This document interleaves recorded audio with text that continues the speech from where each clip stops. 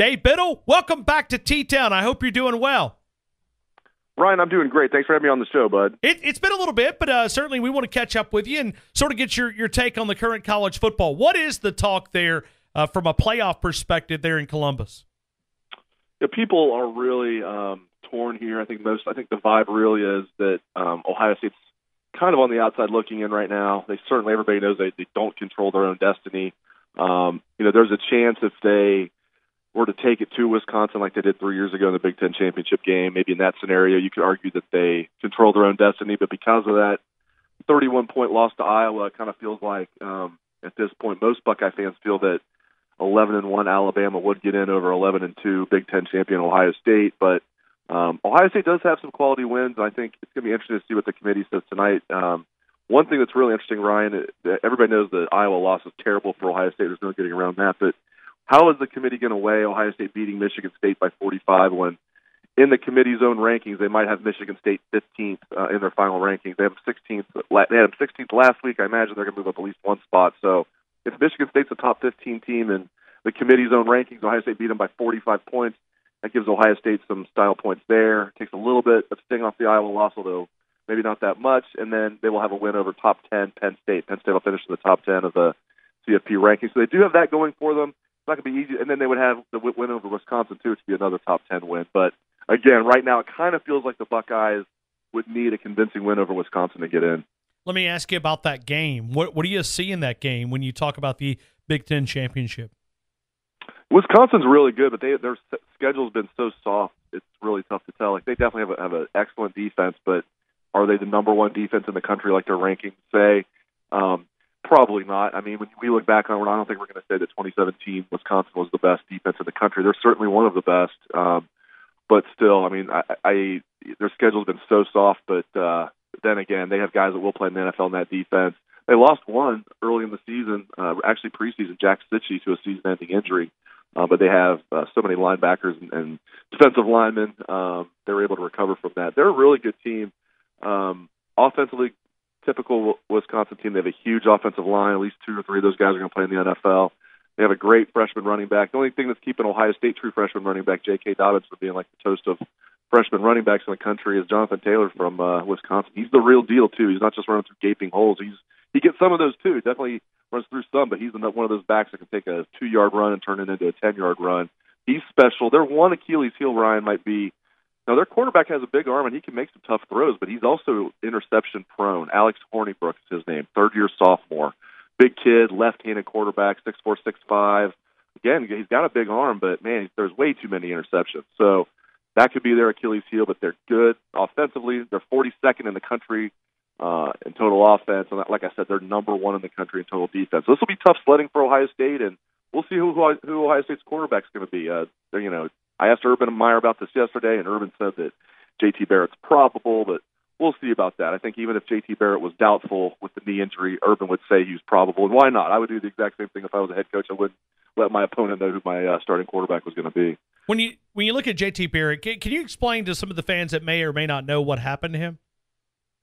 Yeah, it was a surprise to us, too. We had no idea that he's been dealing with this. He doesn't even call it an injury. He just calls it a situation where his knee, I don't know the medical terminology. I don't think it's his kneecap is popping in and out. It's nothing like that, but maybe anybody who's had, I played baseball with a buddy who had the shoulder would pop in and out. He'd slide into second base, pop out, he'd pop it right back in like it was nothing. And that sounds like what JT was describing with his knee. I've never heard anybody have something like that. And it happened in the Indiana game, which is Ohio State's opener. It's rare they would open the season with the Big Ten game. First time since the 70s they did that, but they did this year at Indiana. Started kind of slow, then turned it on. JT played really well, especially in the second half. So I don't know when that injury happened, but he said it's been happening on and off throughout the year where, something like in his knee would kind of get jammed and he would kind of pop it back in the socket or whatever the case might be.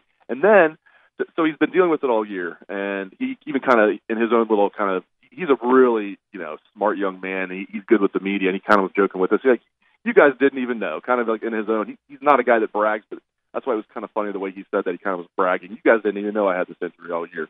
So to fast forward to the Michigan game, before the game he's warming up, and a cameraman bumps into him, and he bumps the knee against a cart, and I'm sure it was an accident by the cameraman. Urban overreacted after the game, I think. And JT bumps into the cart and hurts the knee, and you've seen the aftermath of that. TMZ had it where he's hopping around and was able to pop it back in place, whatever the case might be, and then got hurt on a very simple running play. He wasn't even tackled, just kind of went down on the knee. And that time, the way it's been explained to me, it wasn't simple just to pop it back in and he's fine, because it happened twice in the same day, and that this time there was a lot of swelling. And a couple more things. It's really interesting, the JT Barrett thing. So with Urban acting the way he did after the game, I've been told Urban was not told until after the game what was going on. So he had kind of just found out, and that's why the emotions were running hot. Even though you said he found out before the game, I think that's one of the I think he was mad. I think he probably. Here's another thing, Ryan. We're told that there's some talk here in Columbus that JT might have had his knee scoped on Sunday. They're being very hush-hush about that. I think that's another reason Urban was mad after the game, is he was told JT might not be ready next week to play for Wisconsin. So we'll see what happens. The good news for Ohio State is their quarterback depth is incredible. A lot of people think that redshirt freshman Dwayne Haskins is actually better than JT Barrett. He played like it against Michigan. We'll see. But there's a good chance you're going to see Dwayne Haskins out there. At least, if not as a starter, you're going to see Dwayne Haskins probably out there at least a little bit. I know they're being very coy about what's going on. The Urban, what he is telling us is that Dwayne Haskins is getting a lot more of the reps this week. I think if you read between the lines, it certainly sounds like to me, if I had to bet, Dwayne Haskins will start this game. That's not a sure thing. I just get the feeling I get. Now, does that hurt, in your opinion, the chances of winning them? Does it go down significantly, or you still think the Buckeyes will handle it? Because we need the Buckeyes' help this week. I don't think it does hurt them. I mean, it might hurt them a little bit. It's crazy to say that. You're talking about a guy in JT Barrett that has accounted for over 140 touchdowns during his college career. Yes, 140 total touchdowns, over 100 passing, and right around 40 rushing in his college career. But Dwayne Haskins is the best NFL prospect-wise quarterback to come through here in a long time. And that's not really saying that much, because Ohio State, one thing, it's much like Alabama. I mean, you guys had A.J. McCarron, but not a great history, at least recently, of putting quarterbacks in the NFL. Ohio State, maybe the best NFL quarterback they've had is Mike Tomczak. But that tells you a lot right there. With all the other positions, they do a great job of putting players in the NFL. Quarterback's not one of them. But Haskins is the real deal.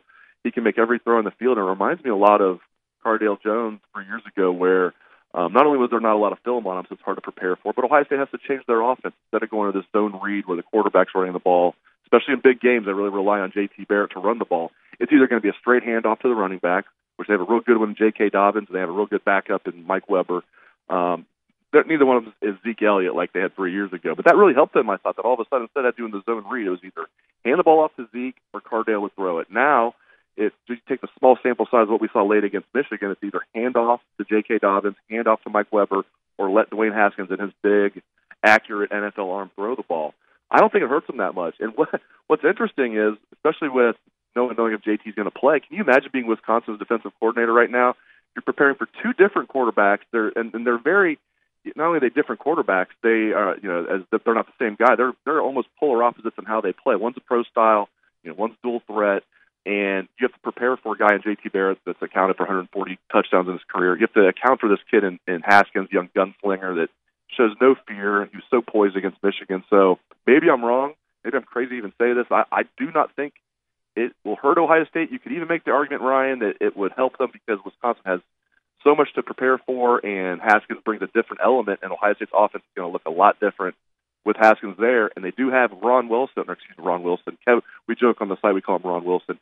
Kevin Wilson, former Indiana head coach and Oklahoma offensive coordinator, is Ohio State's offensive coordinator. And even though the offense is Urban Meyer's baby, Kevin Wilson has a lot of history working with pro-style quarterbacks like Sam Bradford. So he'd be some of his guys at Indiana that weren't even that good that he made look good at the quarterback position. So if Dwayne Haskins is going to be the quarterback, I think Ohio State's going to be just fine this week. Dave Biddle right now, BuckNuts.com. Dave, do you feel like Ohio State underachieved with this much talent?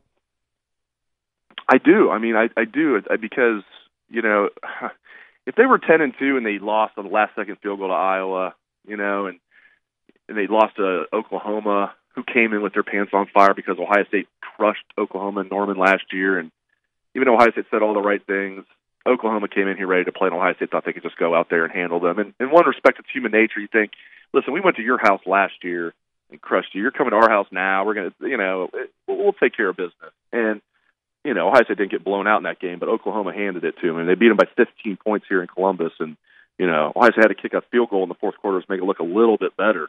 So it wasn't a blowout, but it was a decisive victory. So if they'd be 10-2 right now and playing for the Big Ten title and had a couple close losses on their resume, I'd say no, because they did have some holes coming into the year when you lose 3 first-round defensive backs. I've never seen that where you lose.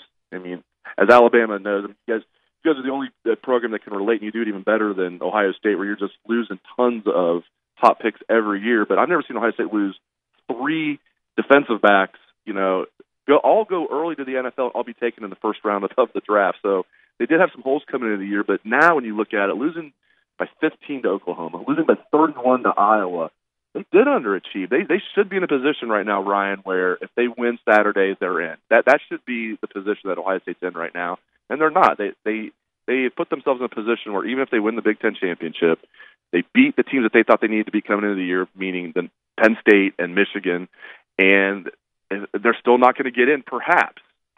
So, yeah, right now I do think they've underachieved because of the margin of victory or the margin of defeat in their 2 losses. Dave, let me just get you, because I know you're a college football fan as well, and the way that you watch the game, I know you cover it there from a media perspective, but what do you see in this Alabama football team when you look at this team on the TV and you see the Crimson Tide? Reminds me a lot of when JT Barrett's in there, although Jalen Hurts is more explosive. They're not the same type of guy, but where they're very explosive.